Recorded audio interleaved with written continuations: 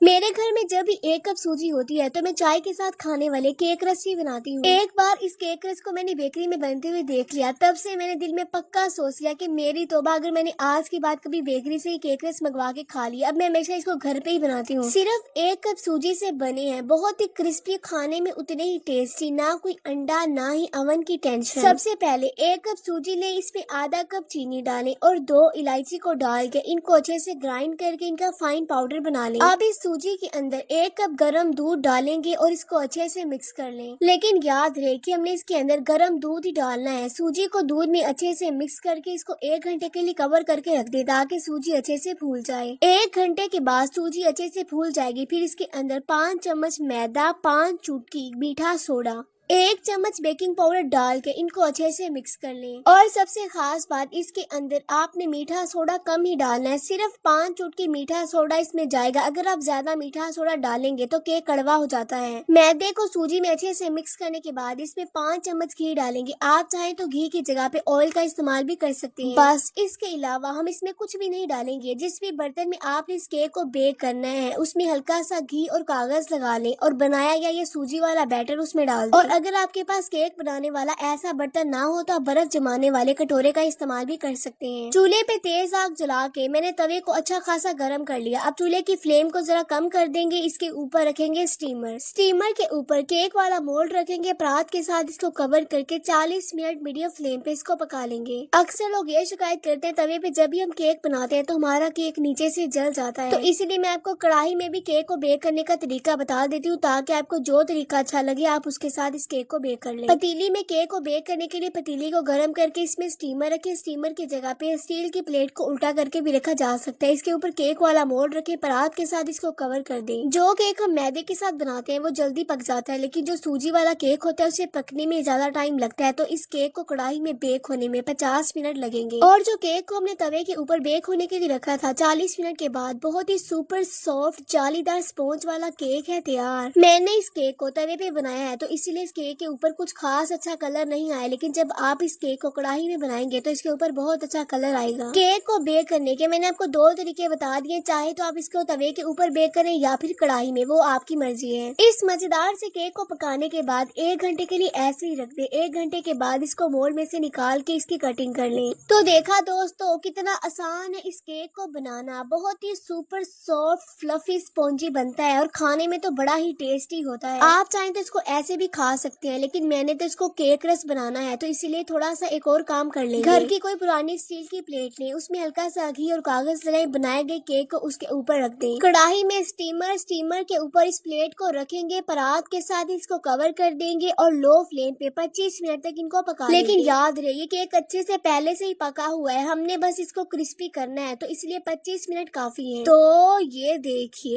एकदम क्रिस्पी, बिल्कुल बेकरी जैसे हमारे ये खस्ता क्रिस्पी केक रस बने हैं। बस एक बार इनको बनाएं और 2 महीनों के लिए स्टोर कर लें। 2 महीने तक ये केक रस खराब नहीं होंगे। मैं ये बात पूरी गारंटी के साथ कहती हूँ दोस्तों। केक बनाने के आपके जो भी मसले थे ना, इस वीडियो को देखने के बाद वो सारे मसले खत्म हो जाएंगे। इस वीडियो को देख के आप केक बनाने में माहिर हो जाएंगे। मेरे कहने पे एक बार इसको लास्ट भी ट्राई करें। वीडियो अच्छी लगे तो लाइक कर दे। इस तरह की मजीद आसान रेसिपीज के लिए मुझे फॉलो कर लें। Thank you.